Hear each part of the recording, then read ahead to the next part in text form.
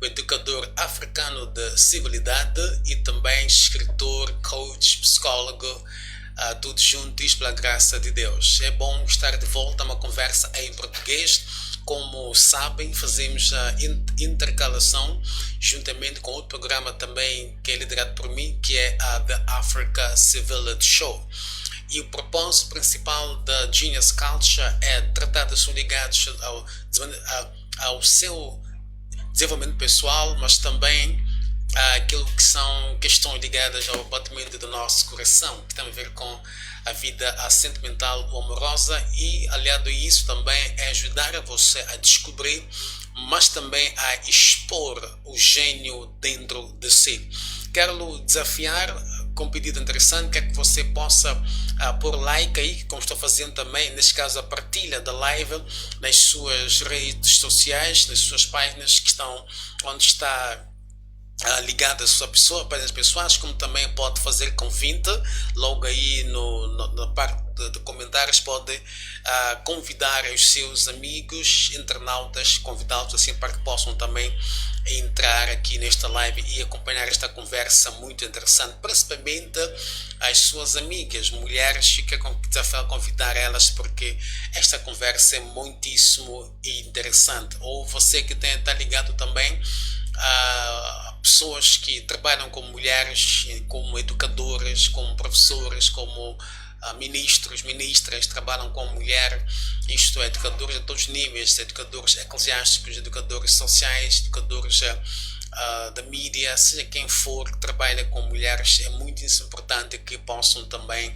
acompanhar esta conversa. E não só, pode de igual modo partilhar com pessoas que conhece a posterior os princípios que vamos aqui debruçar, porque eu penso que são de suprema importância para poder então partilhar com as demais pessoas que você conhece. E quero também desafiar um ponto interessante. Quero convidá-lo a fazer comentários sobre esta conversa, deixe ficar justamente aí no espaço de comentários questões que faremos de tudo para responder dentro do tempo que está a nossa gestão. Vamos aqui falar sobre algo muito interessante, aquilo que é o valor da mulher. Honestamente falando, quem me dera que se toda mulher em Moçambique, aqui no sul do país em particular, pudesse acompanhar esta conversa, quem me dera se nós pudéssemos ter mais pessoas, sexo feminino, acompanhar esta conversa, porque ela é de suprema importância, não é? E vamos tentar gerir, porque uma das coisas que eu acredito muito importantes é que o desafiador é que a mulher sofre, não só a mulher, mas pronto, a humanidade toda, em especial nós africanos, mas vou frisar um pouco a mulher, porque estamos aqui a falar sobre a mulher hoje. A mulher sofre muito daquilo que considero ser a maior doença da humanidade. Já tivemos várias doenças que se manifestaram neste mundo após a queda do homem. Estamos agora lidando supostamente com uma pandemia, que é uma doença global, que chamamos Covid-19. Mas eu penso que acima do Covid-19, acima do HIV, acima da tuberculose, acima da malária, acima da ébola e outras doenças que têm cobrado a vida de muita gente pelo mundo fora, eu acredito que a crise de identidade é a pior doença de todas. E os africanos sofrem mais, se calhar, que qualquer outro povo desta questão de crise de identidade. Lutamos com ela, até alguns nós conseguimos ou conseguem vencer essa doença, mas tem aqueles que eu penso que acabam morrendo com 80, 90, 100 anos ou mais ou menos que por aí, quem com essa faixa etária, mas sem nunca resolver cabalmente a problemática da crise de identidade. E a mulher africana sofre muito desta doença, se calhar pior que qualquer mulher em qualquer parte do mundo, ou africana e asiática, por várias razões, uma das quais é aquilo que eu considero ser o seu adestramento na família, onde a mulher nasce e cresce, mas também a sua exposição sociocultural, quando a mulher é culturada e também é socializada. São momentos em que ela acaba sofrendo muito na sua questão da sua identidade, aliado ao facto da sua infância e também a sua adolescência, principalmente quando ela começa a engrenar-se em grupos de pares, e não só quando começa a namorar. São coisas que acontecem nesta fase fase da vida da mulher que acabam destruindo ela por completo e passa o resto da sua vida a tentar a construir a sua identidade e o seu valor. E obviamente, se não constrói na base certa, acaba então abraçando aquilo que considera ser factos incorretos, que acabam também criando outras situações dentro da vida da própria mulher. Portanto, eu espero poder dar uma luz aqui e espero que você possa partilhar com demais pessoas. Aqui vamos conversar acerca do valor da mulher. Primeiro, nossa conversa vai estar dividida em 3. Esta é uma conversa que vou confessar para si que estou extraindo de um livro que estou a escrever. Na verdade, este foi o primeiro livro que eu escrevi em 2007. O livro tem a ver com a unicidade da mulher, mas por alguma razão até agora não cheguei a lançar essa obra, mas já espero lançar muito em breve, para que possamos ajudar a mulher a perceber a sua verdadeira identidade. E isto é focal. É importante ainda mais porque estamos num continente em que até agora a mulher não é valorizada. Eu sei que existem muitas frentes. Temos o próprio governo de Moçambique a lutar para com aquilo que considera ser a validação da própria mulher. Temos ONGs a trabalhar neste país. Temos organizações organizações da sociedade civil a trabalhar neste âmbito. Temos também organizações religiosas a falar muito do papel, valor da mulher e tudo mais. Inclusive temos o governo que procura inserir a mulher naquilo que são atividades que noutrora eram simplesmente masculinas, como por exemplo no exército, na polícia, em particular na polícia. Encontramos lá uma mulher que não era muito comum desde a independência para cá. Havia uma ou outra, mas chegou uma altura que a envolvimento da mulher baixou um pouco. Temos nos trabalhos profissionais que na altura eram tidos de homens como pedreiros. Encontramos lá mulheres a trabalhar nessa área. Vamos também para aquilo que é a provisão da família. Hoje também a mulher é tida como provedora ou co-provedora ou uma provedora auxiliadora do seu lar, do seu esposo, para quem é casado maritalmente. Temos estas chamamos tanto de políticas ligados à emancipação da mulher, não é? A nível do governo de Moçambique e diversas outras entidades presentes no país e não só. Mas apesar de todo este esforço que está a ter, a verdade é que ainda existe muito aquilo que eu chamo de desprezo ou menosprezo para com a mulher, principalmente a parte dos homens. A mulher ainda é desprezada, é maltratada, é violentada, é agredida, é tida como um ser inferior. Várias coisas estão acontecendo no que traz o tratamento da mulher por conta dos homens. Eu já acompanhei vários casos como psicólogo e também como terapeuta. Já atendi casos, por exemplo, de violência doméstica, em que esta mulher é casada com uma figura pública altamente conhecida a nível do país, aqui em Moçambique, ele falam sobre a emancipação da mulher, de redes iguais, etc. Mas mesmo o homem maltrata a sua mulher lá em casa, trata como se fosse um ser inferior, a violenta, todas essas coisas. Participei uma vez de uma entrevista na televisão de Moçambique, na Matola, alguns anos atrás. Eu estava a explicar, tinha a ver com família e tudo mais. Eu explicava que a violência doméstica não é só perpetuada por aquele homem que por alguma razão não é instruído de forma formal, isto não estudou e tudo mais. Eu dizia também a gente estudada, e eu estava a falar porque por uma questão de entendimento pessoal, não tinha na altura provas que pudesse trazer por ensinamentos, mas estava no painel com um homem, um senhor que dirigia uma ONG espanhola aqui em Moçambique ligada à violência doméstica e que estava sediado na Matola, e ele disse para mim off depois, que também falou no ar, que recebe esposas de ministros, esposas de deputados, esposas de PhDs neste país que são violentadas, mas não podem emitir queixa no lugar certo por conta da posição dos seus maridos, também por causa do status social e tudo mais, e quando a partida tinham que encher-se de maquiagens e tudo isso para poder esconder quão são agredidas nos seus lares. E já vivemos casos da sociedade moçambicana, em especial no passado. Acho que foi muito assustador, casos que a gente viveu aqui em Moçambique de homens que acabavam, de homicídios neste caso, e suicídios também por conta do amor ou traição e tudo mais. Mas do meu ponto de vista, a questão como diz, identidade é muito importante. Eu já acompanhei várias tentativas da mulher de recuperar a sua identidade pessoal, chamam de autoestima. Elas vão ao ginásio, procuram cuidar da sua alimentação e tudo mais. O que outras investem muito no seu vestir, no exterior, na roupa que põem, perfume que usam, cabelo também, acham com cabelo de 10 mil meticais, então a autoestima está em alta. Outras procuram desenvolver, crescer na sua vida profissional, acreditam muito bem que a pujança financeira vai ajudar também a provar que é de igual, está no estado de igual para com o homem, dentre vários outros fatores. Pois, embora quando o assunto é violência doméstica, quando o assunto é o autoestima, acredito que o ênfase não devia ser nos aspectos exteriores, necessariamente, que tem a ver com o ginásio, correr e tudo mais, que é importante para a sua saúde, ou no vestir, no perfume que usa, etc. Mas tem a ver mesmo com o seu interior, não é? Porque é possível, como acontece nos cemitérios, para lá agora em Ranguene ou lá em Maracuene, tu vais encontrar campas de mármore totalmente bem tunadas, bonitas e tudo mais, com lá dentro lá é fedendo, cheira de mal, tem ossos lá secos, ressequidos, de pó e tudo mais, mas por fora é tudo muito bonito. Então, quando a gente põe muito ênfase no nosso interior, em detrimento do nosso exterior, em detrimento do nosso interior, não ajuda no que está a construção da nossa autoestima, percebe? Mas a conversa de hoje está dividida em três partes. Vamos falar um pouco sobre aquilo que é como a sociedade vê a mulher hoje, e depois vamos também conversar o que estava na mente de Deus quando Deus criou a mulher, ou o que não estava na mente de Deus quando Deus criou a mulher, e por fim, se o tempo permitirmos, falar também sobre por que a mulher é única. Não é porque Deus fez a mulher como um ser único.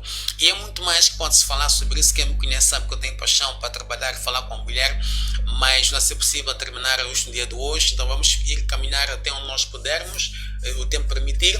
E antes de avançarmos, quero mesmo tomar um ensejo para poder parabenizar a mulher moçambicana. Esta conversa surge mesmo por conta do mês de abril, que é tido como Dia da Mulher Moçambicana. Hoje é dia 12, se não me engano, 13, mas quero mesmo também, estamos dentro do mês, graças a Deus, não é só dia 7, é todo mês que é dedicado à mulher moçambicana, para parabenizar toda a mulher moçambicana, do Rufumo Maputo, do Zumbo Índico, dizer que vocês são muito especiais e continuam a desenvolver, continuam a crescer, mulher continua a investir em si. Eu estava numa entrevista com uma entrevista internacional, estava lá esta americana a comentar durante a entrevista, estamos a falar sobre relacionamentos, e ela dizia assim que uma das coisas que ela fez quando teve a sua filha foi instruir ela, dizia assim para ela: filha, faça a vida do modo a não ter que depender de ninguém. Então, para dizer assim que foi uma exortação interessante, não é? Obviamente, sendo americana naquele país, isso é natural, é normal, enquanto que aqui a mulher tem aquela consciência, deve sempre depender de alguém, principalmente do seu homem e seu marido. Mas quem me conhece sabe que eu sou pró a mulher estudar, a mulher trabalhar, a mulher empreender, para evitar situações em que você vai ao lar amanhã e torna-se tóxico, dependente do seu marido da provisão, e depois começam a chamar-te nomes. Você, precisamente, ele começa a desenvolver mais que você, estuda mais que você, começa a chamar você de burra e todas essas coisas, para evitar, não é? Diz-se que evitar é melhor que remediar. Então, se você é mulher, é jovem, principalmente adolescente, e eu exorto muito a você a estudar, a procurar esquecer um bocadinho de namoro, pôr-se na gaveta e focar-se no seu desenvolvimento. Você, quando atingir a juventude, 18, 21 para cima, vai ter todo o tempo na vida para namorar, porque às vezes a mulher começa a correr atrás, como diz, da galinha com sal na mão, ir atrás de prejuízo. Atinge uma idade, quer fazer família, e você deixou de estudar, deixou de trabalhar no seu desenvolvimento psicológico, emocional, mental neste caso, e também profissional, e então ou até acadêmico. Depois começa já a tentar conciliar o lar com o estudo, lar com trabalho, ou lar com tentar empreender, e por vezes funciona, por outras vezes acaba não funcionando, e surge muita coisa que a gente acaba vendo na sociedade, e muitas das vezes tem que culpar as pessoas sem perceber a raiz de onde vêm realmente os desafios que estão a ter. Portanto, indo direto para nossa conversa, como é que a sociedade define a mulher hoje? Número 1, a sociedade define a mulher como inferior ao homem. Já tínhamos visto isto aqui. A sociedade define a mulher como um ser inferior ao homem. Por isso dizem que não devemos dar ouvidos à mulher. Muitas pessoas casadas não dão ouvidos às suas esposas, porque acreditam que a mulher é um ser inferior ao homem. Esta é uma crença, infelizmente, que reina até hoje. Estudou mulher, não estudou, trabalha, não trabalha, empreende, não empreende, faz filho, não faz filho. Há uma crença que os homens têm de que a mulher é um ser inferior ao homem. Por isso que o homem é o boss, o homem é comandante em chefe, ele é quem manda, impõe, faz e desfaz numa relação, numa família, porque ele quer lumuzana. E esse termo lumuzana é muito mal interpretado, porque puxa-se para o extremo com qualquer outra palavra, e a mulher é tida como um ser inferior ao homem. Em segundo lugar, a mulher é vista como um objeto de satisfação masculina. Irmãs, estou a falar de como a sociedade vê o homem, a mulher, principalmente os homens no seu grosso, não é? Os homens veem a mulher como um ser inferior, é por isso que batem, é por isso que pisam, por isso que mentem, é por isso que traem, por isso que abusam dela, fazem, desfazem, porque é um ser inferior. É a crença que reina em muitas sociedades africanas. Número 2, como dizia assim, a mulher é vista como um ser, um objeto de satisfação sexual. Em outras palavras, a mulher só serve e contribui para dar sexo ao homem. Eu penso que foi numa das conversas que a gente tínhamos sobre a vida amorosa em fevereiro.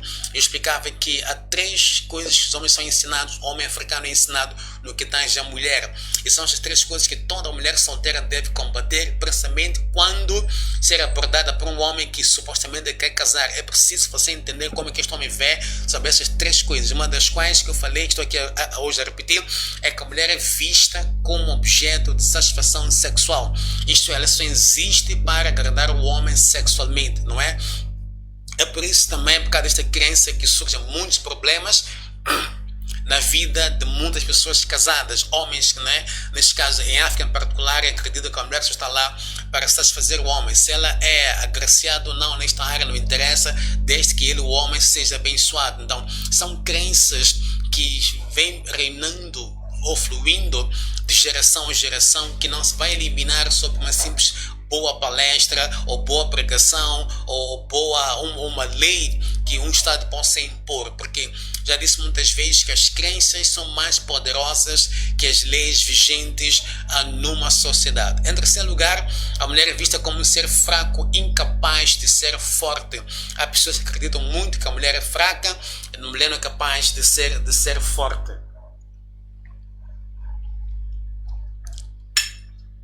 Portanto, esta é uma das crenças que reina na sociedade. Em quarto lugar, acredita-se que a mulher é um ser não inteligente, não é? Não inteligente. Eu sei que está a mudar pouco a pouco, mas vou voltar a repetir o que eu disse. É mudança no papel. Na íntegra, é isso que muitas pessoas, muitos homens ainda acreditam. Infelizmente, também há mulheres que assim acreditam que a mulher é um ser não é inteligente. Há países onde não se mandam a mulher para a escola porque ela é uma perda de dinheiro. Há países em África e também na Ásia em particular, não é? Onde a mulher os pais não pagam escola, a propina da mulher, porque dizem que é perder tempo mandar uma mulher para a escola, porque a mulher não é inteligente. Percebe? E também aqui em Moçambique acontece isso, no centro-norte. Há culturas ou tradições africanas em que o papel da mulher é vista como somente para, como se diz, a canzaucate e mais nada. Não é? Ela não pode trabalhar, não é inteligente o suficiente para poder trabalhar, exceto tirar uma chamba ou criar canteiros em casa e estar ali a dar filhos, etc. Mas um trabalho que se chama de profissional, ela não é capaz, um trabalho inteligente não é capaz. Então, por que mandar a mulher para a escola? E há sociedades na Ásia, pensamento talvez aqui em África, em que quando uma mulher dá luz a quando uma esposa, uma mulher casada, obviamente dá luz a uma menina,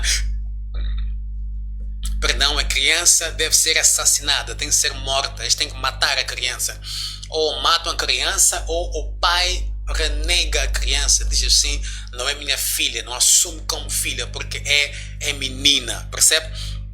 Depois, a quinta crença é que a mulher é tida como propriedade pessoal. É algo que se obtém através da troca de bens, tais como vacas, valores monetários e outros bens precisamente cobrados em práticas tradicionais como lobolo.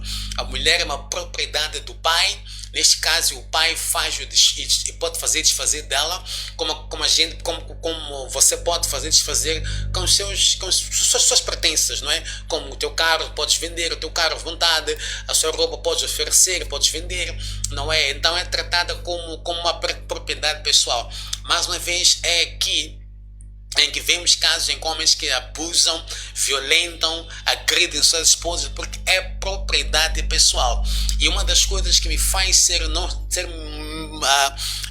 não muito a favor do lobolo é o modo como o lobolo é feito, porque o lobolo também dá esta impressão de que o homem está a comprar esta mulher. É especial quando um pai cobra, começa a exigir valores avultados, começa a exigir bens materiais também, não tem nada a ver, e o noivo tem que transpirar para comprar essas coisas todas. Fica a impressão de que está a vender a sua filha, e ele fica com a impressão de estar a comprar essa mulher. Então, se comprou, começa a usar como quer, começa a maltratar, porque sabemos que quando tu compras um carro, um artigo, um item, um outro bem, a partir do momento que esse bem sai da loja, sai do parque, se for um carro, começa a depreciar. Então, quando este homem paga para esta mulher e tem ela, no dia que ela sai da casa dela para a casa deste homem, ela começa a depreciar aos olhos deste homem, por isso começa a maltratar, começa a abusar. Há casos até com homens que dizem à esposa, homens até estudados, não é? Não é só aquele tio nosso, aquele irmão nosso que partiu lápis e queimou o caderno, não. Aquele tio estudado também chama a mulher de propriedade, até diz, eu te paguei para te ter, eu te comprei, então pode abusar dela assim como quiser. Então é vista como propriedade pessoal. E uma coisa eu vou dizer, se o tempo terminar, vamos ter que meio sair daqui, mas uma coisa muito importante para saber é que essas coisas que eu quero falar não vão mudar porque a mulher vai à igreja, porque a mulher ora, a mulher jejua, porque há uma lei no governo, que há reunião no centro de conferência, a favor da mulher. Não é isso que há de mudar. Essas coisas só vão mudar quando a própria mulher começar a mudar. Eu falo isto aqui desde 2004. Se a mulher não mudar, os outros, ou nós como sociedade individual, como coletiva, não havemos de mudar o modo como a gente vê a mulher. Eu falei num ponto anterior, por exemplo, que a mulher é tida como um objeto de satisfação sexual masculina. Isto aqui não vai mudar porque a mulher, de repente, está no século XXI. É o comportamento da mulher que fará os homens parar de tratar a mulher como objeto sexual, não é? Eles tratam a mulher como objeto sexual, número 1, porque é isso que são ensinados quando eles nascem vêm a este mundo e ganham consciência de ser a pessoa. Número 2, é por conta da coisa, como se diz, é por conta do próprio comportamento da mulher. Parece que vai reforçar esta crença que eles têm de que a mulher é um objeto de satisfação sexual. Então, isto não vai mudar, esta crença vai mudar porque há um decreto do parlamento, há uma lei, seja o que for, porque estamos a lidar com uma crença geracional. Isto é importante perceber, é uma crença geracional. E é por conta disso que eu exorto o mundo, você que é mãe, você que é pai, principalmente você que é pai e tem uma filha, você precisa começar a reeducar a sua filha, instruí-la naquilo que é correto e certo, e não deixar com que ela possa ter aquele ensinamento que as nossas outras irmãs tiveram quando cresceram, percebe? Então ela é vista como objeto de satisfação ou propriedade pessoal. Há homens que dizem às suas esposas, eu te comprei, eu paguei aos teus pais para ter a você. É por isso que no contexto africano é correto o homem trair, atenção, trair sua esposa, a sua dama, que pode ser esposa, namorada, noiva, mas é errado a mulher trair. No contexto africano é normal, é permitido, é o permissível, é permitido sim que o homem traia, mas a mulher não deve trair. Por quê? Porque a mulher é propriedade pessoal do homem. E este é outro aspecto que traz muitos problemas nos casamentos, porque os homens acabam tendo dificuldades em aceitar o passado da mulher, o passado namorisco, porque tipo, é minha propriedade, esteve com outros homens, percebe? Isso acaba criando um problema psicológico nos homens e que acaba afetando a qualidade da relação. É por isso, para colmatar estas situações, não basta só andar a revoltar-se com mulher, não interessa, não importa. É preciso que você vá para a raiz das coisas, de onde é que vem todas estas crenças, porque no final do dia nós estamos lidando com o comportamento de um homem ou de um senhor ou de um jovem, não interessa, para com uma mulher, estamos lidando com crenças geracionais. Eu repito, meus queridos, uma crença é muito mais poderosa que uma lei. Entende? É muito mais poderosa que uma lei. A lei pode dizer assim: quem bate na mulher, por exemplo, vai dormir na esquadra uma semana. Homens não têm a ver com isso. A crença é mais forte. Prefere bater na mulher e dormir na esquadra uma semana. Quer dizer, para quem puxa com a cabeça, para não dizer com a mente, não faz sentido isso. Mas homens não se interessam, não tem nada a ver. Por quê? Porque são guiados por uma crença. A crença, uma crença muito mais poderosa como a lei vigente numa sociedade. Então, como proprietário desta mulher, ele pode fazer e desfazer, pode trair como quiser à vontade, mas ela não deve trair porque ela é propriedade do homem, ok? Número 6, mulheres são tidas como servas pessoais ou escravas domésticas. Falo isso aqui em caso dos lares. Muitos homens, principalmente aquilo que a gente diz, é muito tradicional. Não fazem nada em casa, absolutamente nada.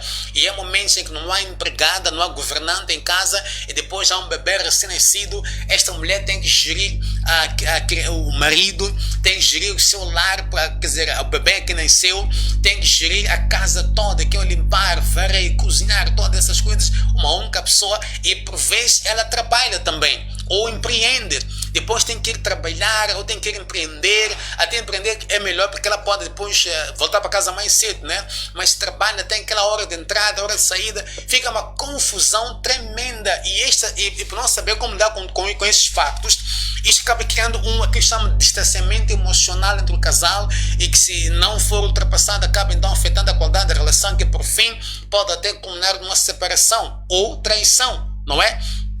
Então, por conta disto. Depois, número 7, ele tira como objeto de uso. Você obtém objeto de uso. Aqui, quando homens veem a mulher como objeto de uso, quer dizer, um objeto seria, por exemplo, ok, como esta toalha, ok, meu vasilhame, estou aqui a usar, estou a limpar, mas depois gasta-se, não é? Posso tentar fora, comprar um outro, ou uma outra toalha, um outro vasilhame, percebe? Então, é assim como às vezes a mulher é vista como objeto de uso, que é para usar e deitar fora. É assim como muitos homens fazem, em especial quando na adolescência, início da juventude, 21 até 25, 30 anos, eles vão usando a mulher, porque é isso que foram ensinados. A mulher é um objeto, uma coisa para se usar. Usou, deitou fora, usou, deitou fora. É por isso que uma vez eu dizia assim em fevereiro, para quem acompanhou as lives sobre a área sentimental, se não acompanhou, volta para lá, vai apanhar muita informação boa que possa ser útil para si. Eu dizia assim, por isso que há muitos homens que na verdade não dão valor à mulher. Mulher é para usar. Eles não se interessam por pular de mulher para mulher porque é isso que eles sabem, é isso que acreditam, porque eles foram ensinados, que é uma coisa, entre aspas, para a expressão, para se usar. Então usam, deitam fora, usam, deitam fora. Eu também falava em fevereiro que por conta disso aqui, que até estudos indicam, estatísticas mostram que somente 3% da mulher a nível mundial é que casa com seu primeiro namorado. A maioria casa com 5 ao 10º, é o 5º ao 10º, a nível mundial isso aqui, 5º ao 10º. Por quê? Não porque essa mulher não quis casar com o primeiro, segundo ou terceiro. São os homens que não são sérios.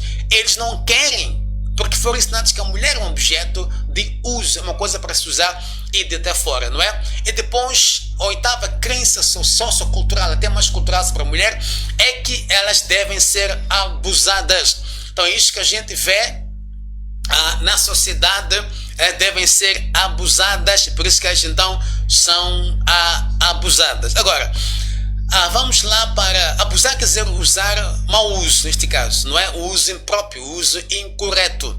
Vamos lá agora para aquilo que seria quando Deus criou a mulher, o que é que Deus não esteve a fazer? Isso é muito importante, que Deus não fez a fazer. Ok, quando Deus criou a mulher, número 1, Deus não criou um saco de boxe.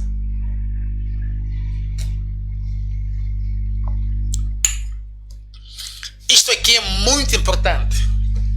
Deus não criou um saco de boxe. Mulher, entenda bem isto aqui.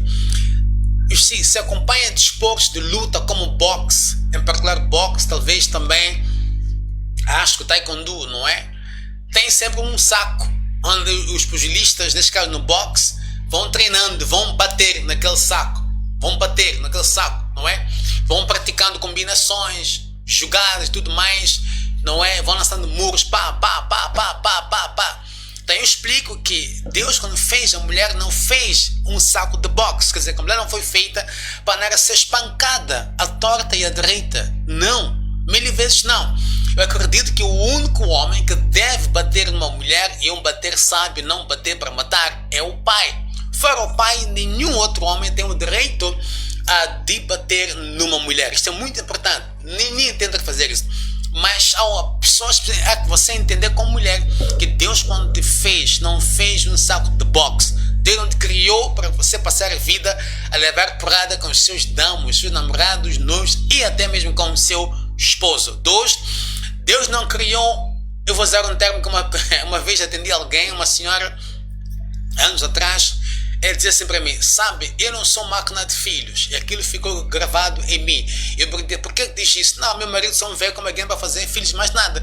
Não me trata com amor, com carinho, com atenção. Quer dizer, eu não existo para ele, só estou ali para fazer e cuidar dos seus filhos. Então ficou em mim essa expressão, máquina de filhos, para dizer o seguinte, que Deus não criou a mulher para ser máquina de filhos, só está aqui para dar filhos aos homens e mais nada.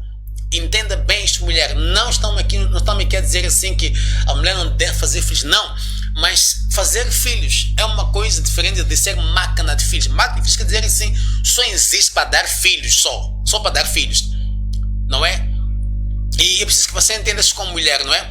Informação influencia a sua atitude. Isto é importante. Informação influencia a sua atitude. Há que você perceber que sim, fazer filhos faz parte da vida, não é? Mas, ou da sua existência, mas não existe só para isso. Quer dizer, tem alguém, não te ama, não há respeito, não trata com respeito, com carinho, com atenção, de repente dá filhos, depois entende, tem que ir embora, vai outra pessoa, a mesma coisa, dá... Não. É preciso que você entenda que seu papel não é esse. Infelizmente, como eu disse, as mulheres acreditam muito nisso. Estão aqui só para isso. Só para fazer filhos e mais nada. Prontos? Como eu dizia assim, informação influencia a sua atitude e a atitude determina a sua altitude. A informação pode transformar ou também deformar. Terceiro lugar, Deus, quando fez a mulher, vou usar outro termo também que eu ouvi de uma cliente minha, também mulher, diz assim para mim: doutor, eu não estou cansada de ser latrina do meu marido. Eu fiquei muito chocado quando ela disse isso. What do you mean? Não é? O marido está lá, só quer ter relações com ela, durante o dia não liga para ela, não trata com carinho, não trata com amor, não trata com nada, quer dizer, berra, grita, abusa, faz, desfaz, mas ela tem que estar preparada e pronta para ter relações com ele e quando ele quiser, não é? Ela não está dizendo: não, eu não sou a latrina dele e não quero mais ter relações com meu marido porque me sinto abusada. Então é porque preciso que você entenda que quando Deus fez a mulher, não fez a latrina para ninguém, ok? Muito importante, ok? É muito importante. E mais uma vez, é triste que há mulheres que comportam-se assim, não é? E eu lembro uma vez que estava acompanhando mulheres a debaterem e uma dizia assim que não quer compromisso com ninguém, até dizia assim aquela espécie, mas sabe como é, acabam tendo amiguinhos. Eu não percebo mulher que não quer namorar, não quer ter namorado, não quer ter marido, mas quer ter um amiguinho. Quando você, mulher, diz não quer namorado, não é? E não quer ter marido, mas tem um amiguinho, o que está você a dizer? Que você é uma latrina? É assim que você está reforçando a crença que os homens têm. Que está uma latrina, não quer compromisso com ninguém, mas quer fazer sexo. Se não quer compromisso com ninguém, por que quer fazer sexo? Porque não fica também sem fazer sexo.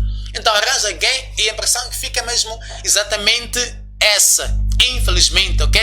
Deus não fez a mulher para meramente satisfazer as ditas necessidades biológicas do homem. Ela vale mais que isso, mulher. Você vale muito mais que isso. Ele não te fez para ser escrava das necessidades biológicas de um homem. Não.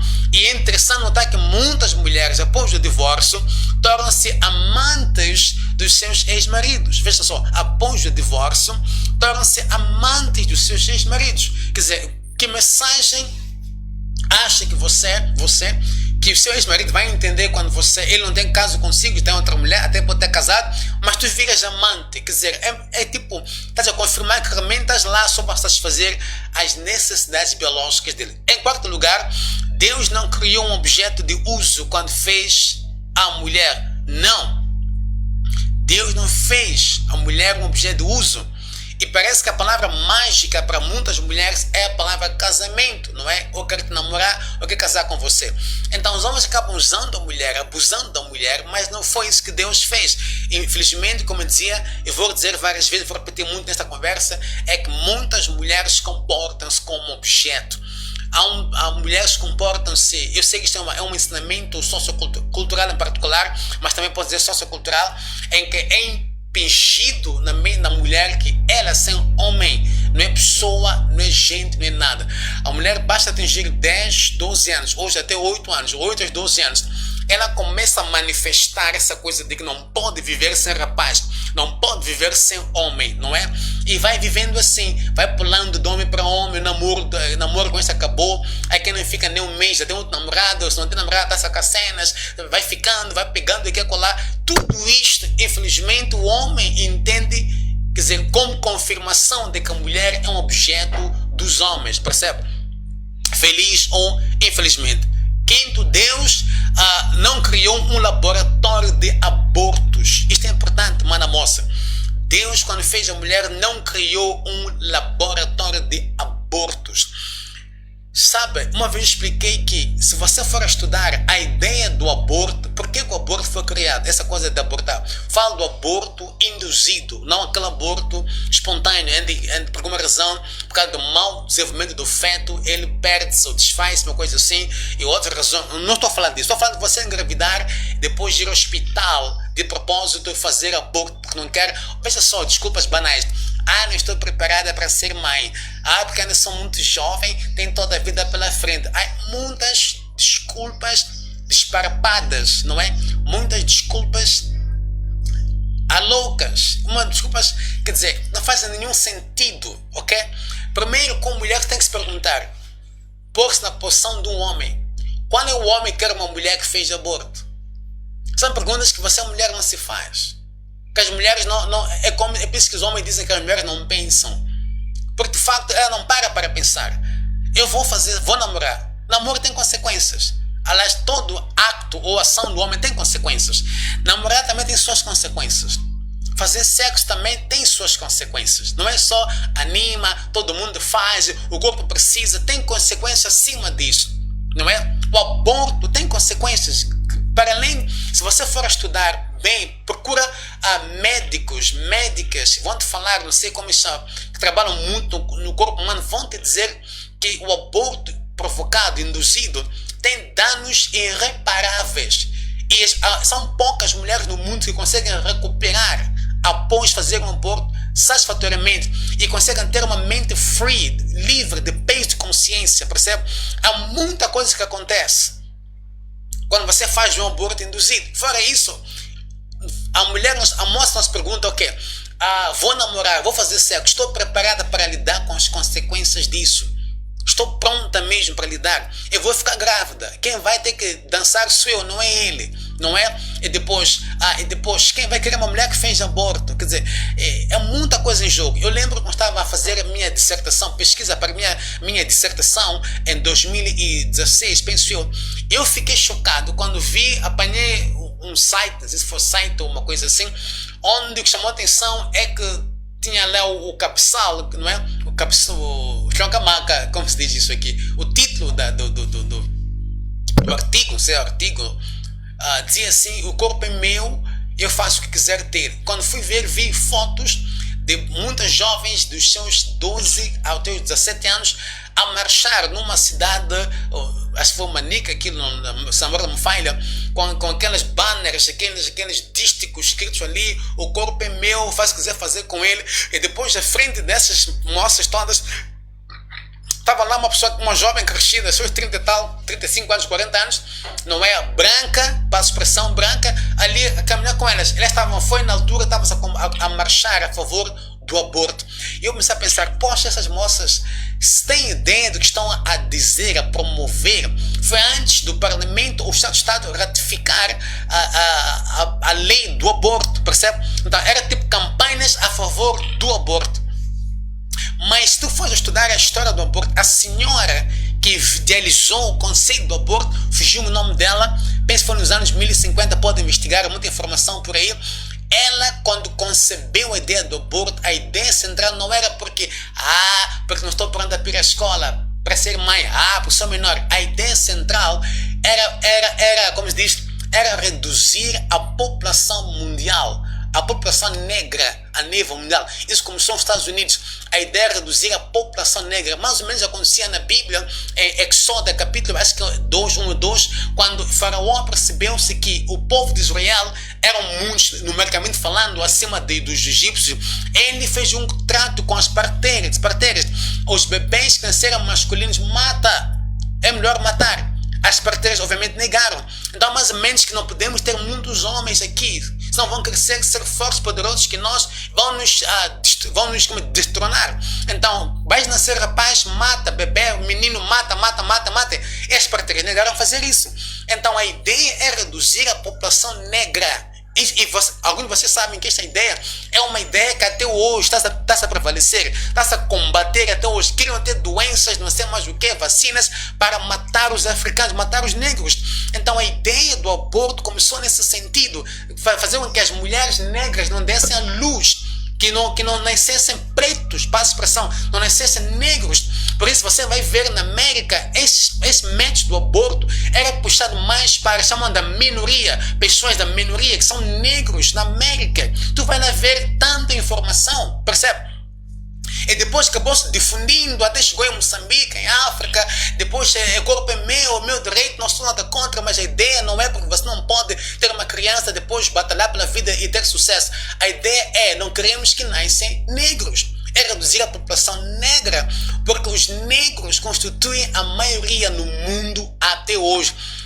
Todas as raças que há no mundo há mais negros que brancos, que mulatos, que hispânicos, não sei, blá blá blá. Está mais cheio de negros. Penso que é de 1 para 11, Samora não me falha, está cheio de negros neste mundo. E veja só, usam um termo bonito, minoria negra, usam palavras bonitas, um jogo de palavras para nos atrapalhar e pensamos que somos a minoria. Não, este planeta tem mais negros que qualquer outra cor, que qualquer outra raça, negros. Então o aborto foi criado para impedir com que as negras dessem para a luz, ou que reduzir a população negra a nível mundial. Partiu daí, mas fora tudo isso, é por isso quando vem para Moçambique, por exemplo, nas ONGs começam a falar, a fazer palestras sobre sexo, porque adolescente tem que fazer sexo, todas essas coisas, nunca falam das consequências, nunca. Dizem que a adolescente tem que fazer sexo porque ela precisa, porque é autodescoberta, o corpo está a mudar, blá blá blá, todas essas coisas, tem que aproveitar o mundo porque é energia, tudo isso. Mas não vais encontrar uma pessoa que promove isso, um erudito, uma pessoa estudada, um psicólogo clínico ou um sexólogo a falar das consequências. Só dizem vai. As consequências, obviamente, que a gente está a ver na sociedade hoje, quando as pessoas atingem a fase adulta da juventude e depois casam e depois então metem as mãos dentro das pernas. Ok? Mas pronto, para dizer assim que Deus não fez um laboratório de abortos. Ok? 6. Deus não criou o carro da escola de condução. Para quem já leu meu livro, Sabedoria Sentimental, eu explico muito bem que Deus, quando fez a mulher, não fez um carro da escola de condução. Temos um grande desafio. Eu sei, para quem conduz, está a ver a live conduz, estou aqui a ver muitos internautas, a Lali, Isabel, o Francisco, e muita gente aqui ligada a nós, Judita, dizer muito obrigado pela vossa carinho da vossa audiência, muita gente aí ainda também, deixar ficar seus comentários aqui, mas uma coisa que eu quero dizer, deixar um pensamento interessante. Quando você vai à escola de condução, não importa que escola seja, é interessante, vai encontrar. Eu já vi uma escola de condução que até tem lá o Mercedes, tem vários carros Toyotas, marcas Toyotas, etc. Mas a coisa interessante que vai notar é que depois de aprender a conduzir, nenhum aluno da escola de condução fica com um carro onde aprendeu a conduzir. Isto é muito importante. E aquele carro que você vai aprender a conduzir, se você for investigar, há de ver dezenas, se não centenas de pessoas aprenderam a conduzir naquele mesmo carro. E depois de sair da escola de condução, cada um vai comprar o carro do seu gosto, ou o carro que o seu bolso permite para começar a conduzir, com a ideia de que um dia vai comprar o carro dos seus sonhos. Mas ninguém procura saber, nem negociar ou perguntar se pode ficar com o carro da escola de condução. Ninguém faz isso. É um carro que se usou, aprendeu a conduzir, deixa-se ali, vem um outro aluno, aprende a conduzir, deixa ali, vem um outro, assim sucessivamente, até o carro ficar escorocoro e a direção da escola de condução ou desfazer-se do carro porque já não dá para usar para nada. E se for a estrada com atenção, notar de ver que há escolas de condução que até usam carros escorocoro para estar ali a ensinar outros a conduzirem. E quando Deus fez a mulher, não fez isso. Sim, é importante você entender, não fez um carro da escola de condução, onde tudo que é homem vem aprender a beijar, aprender a fazer sexo, sabe-se lá mais do que, depois deixa, vai ter com uma outra pessoa para casar. Ok? Eu penso que está clara a mensagem. Número 7, Deus não criou, quando fez a mulher, não criou uma empregada de filhos. Há um pensamento interessante que quero deixar aqui ficar consigo. Em quase todo divórcio ou separação, eu penso que, não sei, mas estou falando ao alto, sem bases estatísticas, eu penso que 98% de casos de divórcio e separação aqui no sul de Moçambique, as crianças ficam com a mãe. Impressionante. Mesmo onde a mãe não trabalha, sabe-se também que a mãe não trabalha. Quem trabalha é o pai. A mãe não trabalha, não empreende, ou a mãe não estudou por alguma razão, não interessa. Sabe-se que a mãe não está em condições financeiras, psicológicas, profissionais, etc. para ficar com as crianças, sempre ficam com a mãe. E é uma coisa que me deixa sempre a pensar, por quê? Eu fiz um teste no antepassado dizia assim que numa separação, estava lá para um grupo misto, homens e mulheres, eu dizia assim, numa separação, as crianças deviam ficar com o pai. Sabe da máxima? Mal terminei de falar, mulheres começaram a reagir, disseram, não. Começaram a reagir, não. Eu perguntei, por que não pode ficar com o pai? Cada uma começou a tentar dizer o que achou que devia dizer. É a própria mulher que defende isso. E veja só, cuidar de uma criança não é fácil. Imagina, são 2, 3, 4 crianças. Este homem está livre, por mais que a gente diga que o homem não sabe criar, não sabe cuidar de bebê, isso são histórias. Há homens que foram deixados pelas mulheres, tiveram que ser mãe, pai e mãe ao mesmo tempo e fizeram um bom trabalho. Tudo aprende-se. Que o homem não pode cuidar das crianças é uma doutrina africana que foi incutida em nós, africanos. Percebe?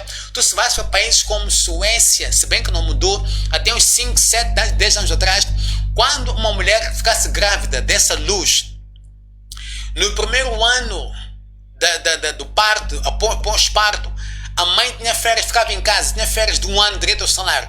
No segundo ano, o pai ficava em casa, o pai fica em casa. Veja só, é interessante. Primeiro ano, você dá luz com a mulher, você fica em casa, não vai trabalhar. Férias de 1 ano, gozando seu salário. No segundo ano, no ano em que o bebê completa 2 anos, o teu marido fica em casa, tem férias também de 1 ano. Veja só, eles acreditam que o pai também pode cuidar. A única coisa que a mãe não pode fazer, a única mesmo que eu sei que a única o pai não pode fazer é dar leite do peito, assim dele próprio, não é? Mas o resto, dar banho pode, mudar fralda pode, dar de comer pode, nenecar pode, cozinhar para ele pode. O que não pode fazer, afinal de contas? Mas é a mulher que defende isso, não. E pronto, o homem está livre, sai da relação, vai para onde vai. Quer dizer, ele vai trabalhar só ao fim do mês, mandam um dinheiro, os responsáveis mandam algum valor, os responsáveis não mandam nada, a mulher tem que se virar lá, não trabalha, não sei quantos, o marido trabalha, já diz assim, também não tem dinheiro, a vida está muito cara, está difícil, mas são filhos dele. E a mulher fica totalmente sobrecarregada. Uma criança até a gente entende, são 2, 3. Por vezes ela volta para casa dos pais, onde também tem tanta gente lá, porque os pais não aguentam, quer dizer, é uma confusão tremenda. O homem é livre, é isentado de responsabilidade pela própria mulher. Ele continua livre, longe e a mandar. E esta atitude é uma das coisas que fazem com que os homens engravidam moças de qualquer maneira. Há homens muito responsáveis. Engravida aqui, engravida ali, engravida com lá, por causa da própria mulher que diz assim, me engravidaste, vou ficar com a criança. Ele não tem nenhum peso, não sente a responsabilidade de ser mãe. Porque ele só engravida, dá o seu espermatozoide e lá ficou pronto e acabou. Um bebê, uma criança recém-nascida, para quem tem mãe, tem filho, é pai, é mãe, sabe o que estou a falar? Primeira coisa, não se dorme mais. Durante uns bons meses. Crianças de dia bebês de dia estão a dormir, de noite estão a acordar. Eu quero encontrar consigo, você de noite quer dormir. E veja só, depois não só ficam acordadas, se ficassem a brincar, ao menos é choro que não acaba. Essa mulher acaba ficando noite sem dormir. Está a perceber? Se está em casa dos pais, incomodar os pais, incomodar outros irmãos, aquele homem está free, alugou uma dependência numa casa, está vendo uma boa, está isento desses fardos, entre aspas, todos. Fazer mais como, não é? É por isso que eles se sentem com direito de engravidar tudo que é mulher. Por fim do dia, basta mandar 10 mil até muito. Quer dizer, quem me dera se fosse assim. Basta mandar uns 500 fim do mês, mandar mil meticais, pronto, chega. Vai ter com outra engravida. É por isso que há tanta mulher com filho sem pai. Mesmo não divorciadas, não foram lá ou casadas em casa dos seus pais. Porque é isto que dizem em Anuna, em Fanelo. Eles devem engravidar. E homens têm isso na cabeça deles. Foram ensinados pela cultura africana. Que o homem deve espalhar a sua semente. É por isso que jovens que não temem a Deus, até nos papos, nos bares, discotecas, no ginásio, falam que não, eu tenho minha dama com quem foram família, mas tem que fazer um filho fora. Parece que é um direito do homem africano, ou no sul de Moçambique, é um direito que eles têm de fazer filho fora. É por isso que muitos homens que você conhece casados, que estão com esposas, até envelheceram com elas, em algum momento acabaram fazendo filhos fora do lar. Eu conheço vários anciãos que casaram virgens naqueles tempos do passado. Ele casou virgem, a mulher casou virgem, mas foi assim, teve que fazer filho fora. É tipo em Fanelo. Se é um homem, tem que fazer isso aqui. A sua masculinidade é provada também, comprovada, com fazer filho fora do lar. Porque a mulher aceita. No fim do dia, fica comigo o bebê, depois manda dinheiro de leitos que mandam, dinheiro não sei o que, aí quem não manda nada, a mulher vira-se. Ela é que se vira, ele vai ter com outra mulher. Enfim. Quando Deus fez a mulher, Deus não criou uma mulher estranha. Na Bíblia, a mulher estranha é o oposto à mulher virtuosa. A mulher estranha é indiscreta. A mulher estranha é fofoqueira, é intrometida, é promíscua e tudo mais. Ele a criou para saber cuidar da sua conta, da sua vida, para ser discreta.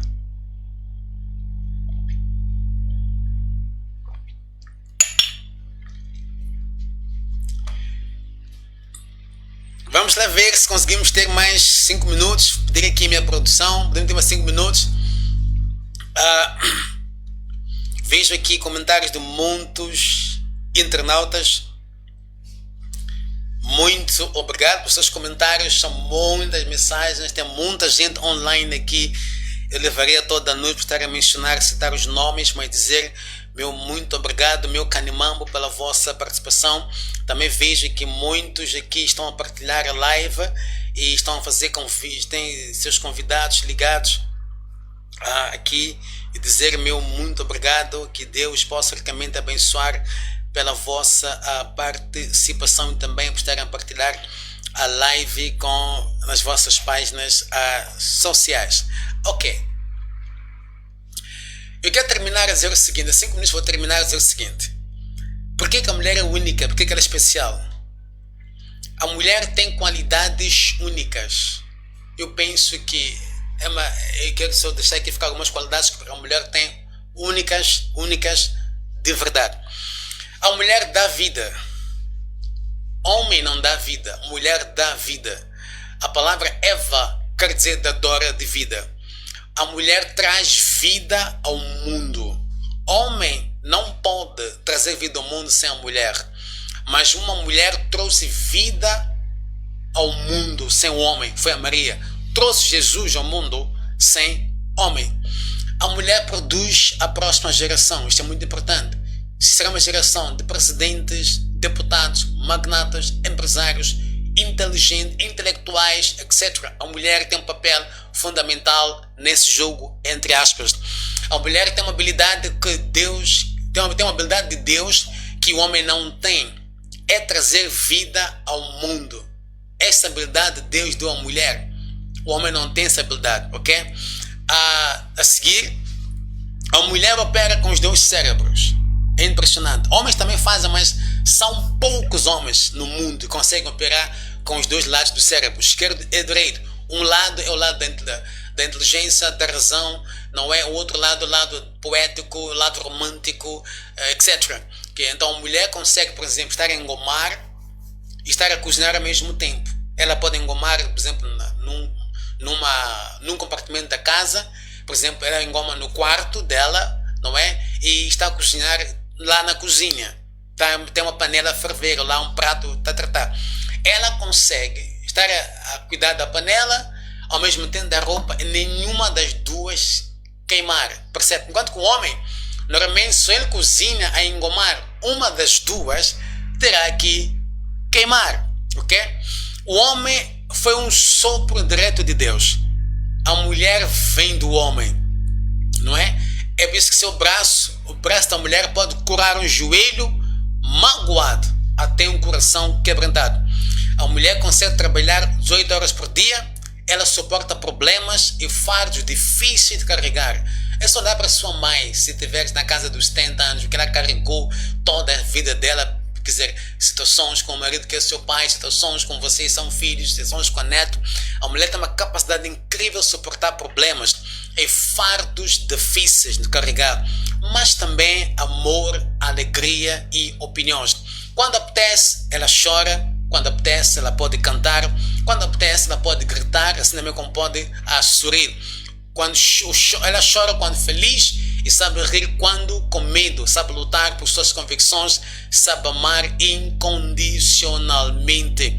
É por conta disto que a mulher é muito, muito, muito especial. Dizer muitíssimo obrigado pelo carinho da sua audiência. A gente vai parar por aqui hoje. Eu quero desafiar, continua a partilhar esta live, se já o fez, convido mais pessoas para participarem no seu próprio tempo, virem acompanhar esta conversa, por conta de que vimos o valor da mulher. Nós somos capazes de olhar para 3 aspectos, como a sociedade define a mulher, vimos também quando Deus criou a mulher, o que não estava em sua mente, e por fim vimos porque que a mulher é um ser muito especial. E só um cheirinho só daquilo que está no meu livro, que fala na íntegra sobre como se diz, a unicidade da mulher. Muito obrigado pelo carinho da sua audiência. Então eu volto logo que for possível para mais uma conversa da Genius Culture. Eu sou o professor Mateus Mutola, o educador africano de civilidade. Você pode entrar a acompanhar as minhas páginas sociais, deixar ficar seus comentários sobre as minhas partilhas, como também pode partilhar tudo que tem partilhado nas páginas sociais. Pode também adquirir os meus livros, que estão a transformar vidas neste país e não só, de forma extraordinária. O primeiro livro é a Sabedoria Sentimental, o segundo livro tem como título O Tic-Tac do Coração e o terceiro, Antes de Subir ao Altar.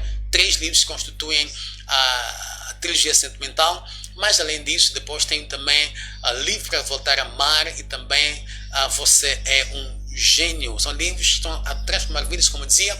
Adquira-os e veja a sua vida ser transformada. Visite as minhas páginas sociais, Facebook, Instagram, e seja transformado pelo conteúdo riquíssimo que lá apresenta. Por fim, e não menos importante, assim desejar uma semana super abençoada. Fique bem, Deus te abençoe. Até a próxima. Tchau, tchau.